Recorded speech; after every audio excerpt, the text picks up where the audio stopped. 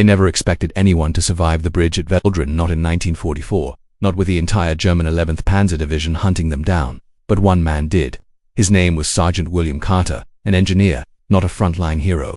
His job was simple: build bridges, not fight battles. But fate doesn't care about job titles. On the morning of October 14th, Allied commanders realized a terrifying mistake. A US battalion was stranded on the wrong side of the River Veldren, their boats destroyed, their radios jammed, and German tanks were already closing in.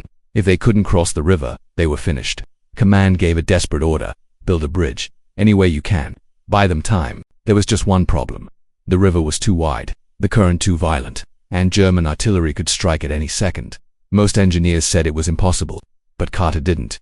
He walked to the water's edge, looked at the collapsing sky of smoke and fire, and muttered, "We're not losing anyone today." He grabbed every man he could find: cooks, clerks, medics, even wounded soldiers who could still hold a rope. In minutes, they were hammering together a desperate structure from whatever wood they could scavenge: crates, cartwheels, broken wagons, even doors ripped from abandoned houses. It was chaos, but Carter worked like he was possessed. Then, everything changed.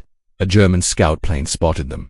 Minutes later, artillery whistled through the air. Explosions ripped apart the riverbank. Shrapnel sliced through the improvised bridge. Men dove for cover as the sky turned to fire. But Carter didn't move. He kept building. Under smoke so thick it burned his eyes. Under bombardment so loud it felt like the world was breaking. He tied the final ropes with shaking hands. "Cross," he shouted now.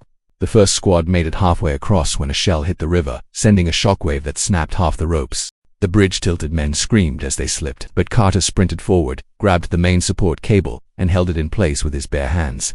He braced his feet against the wood, gritted his teeth, and yelled, "Keep moving." Soldiers crawled, limped, and dragged each other across as Carter's arms tore and blood ran down the cable. More explosions fell around him. Water roared beneath him. Wood cracked under his weight, but he didn't let go. One officer who crossed later said, it felt like he was holding the entire war on his shoulders. When the last men reached safety, Carter finally collapsed.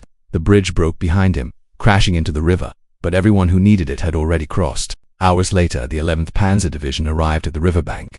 They saw the destroyed bridge and the trail of American boots leading to freedom.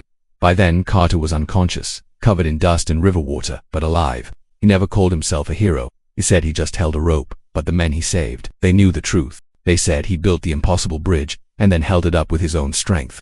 They said he turned a hopeless retreat into a miracle escape. They said that on that day, the river didn't decide who lived, Carter did. Thanks for watching. Don't forget to like and subscribe for more stories of incredible courage.